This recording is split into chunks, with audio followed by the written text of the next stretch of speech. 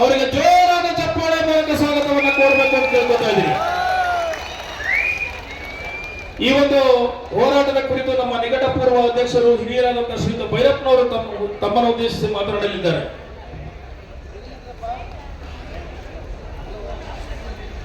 ಈ ದಿವಸದ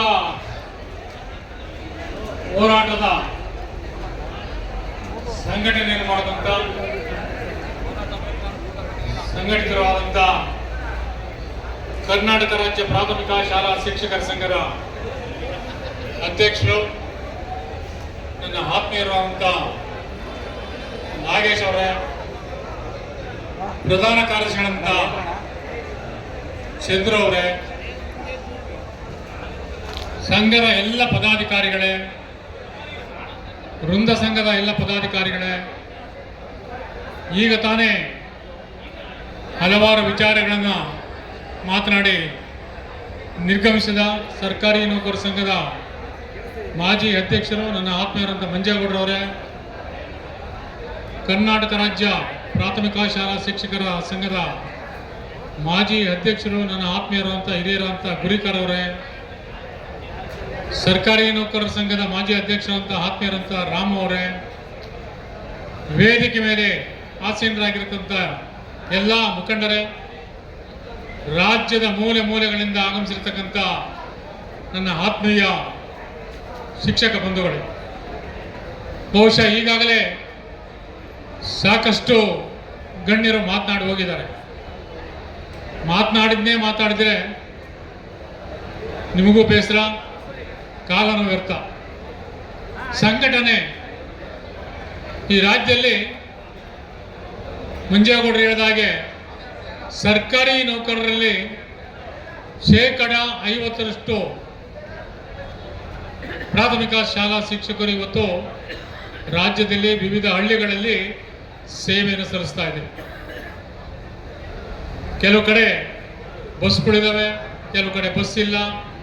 ಮೂಲಭೂತ ಸೌಕರ್ಯ ಅಂತ ನಾವೇನು ಹೇಳ್ತೀವಿ, ಆ ಮೂಲಭೂತ ಸೌಕರ್ಯಗಳು ಇಲ್ಲದೆ ಇರತಕ್ಕಂಥ ಕಡೆ ಈ ರಾಜ್ಯದ ಶ್ರೀಸಾಮಾನ್ಯರ, ರೈತರ ಮಕ್ಕಳಿಗೆ ಪಾಠ ಪ್ರವಚನಗಳನ್ನು ಮಾಡತಕ್ಕಂಥ ಧ್ಯೇಯ ನಿಮ್ಮದಾಗಿರುತ್ತದೆ.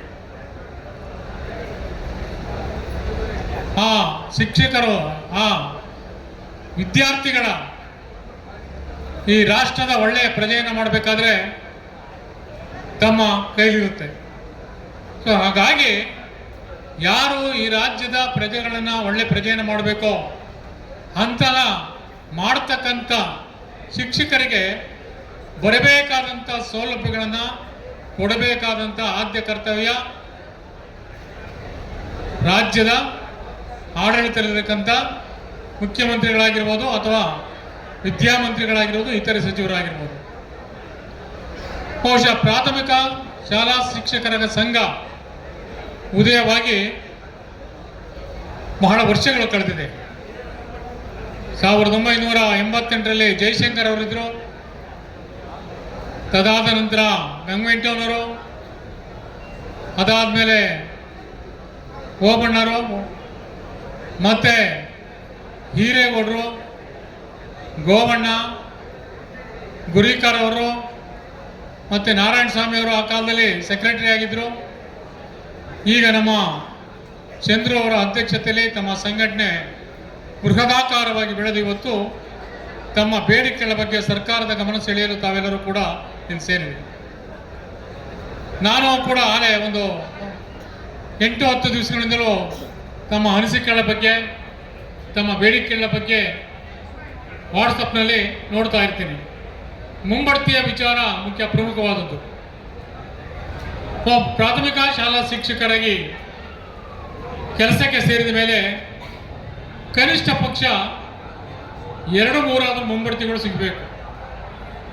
ಏಕೆಂದರೆ ರಾಜ್ಯದ ಮೂಲೆ ಮೂಲೆಗಳಲ್ಲಿ ಇರ್ತಕ್ಕಂಥ ಹಳ್ಳಿಗಳಲ್ಲಿ ಕೆಲಸ ಮಾಡ್ತಕ್ಕಂಥ ಪ್ರಾಥಮಿಕ ಶಾಲಾ ಶಿಕ್ಷಕರು, ಆ ಮೂಲೆಯಲ್ಲಿರ್ತಕ್ಕಂಥ ಹಳ್ಳಿಯ ವಾತಾವರಣ ಎಷ್ಟು ಮಟ್ಟಿಗಿರುತ್ತೋ, ಅಲ್ಲಿರ್ತಕ್ಕಂಥ ಜನಗಳು ಯಾವ ರೀತಿ ಇರ್ತಾರೋ ಅಂತಹ ಜನಗಳ ಜೊತೆ ತಾವು ಹೊಂದಿಕೊಂಡು ಕೆಲಸ ಮಾಡತಕ್ಕಂಥ ಪರಿಸರವನ್ನು, ವಾತಾವರಣವನ್ನು ನಿರ್ಮಾಣವನ್ನು ಮಾಡಬೇಕಾಗಿದೆ.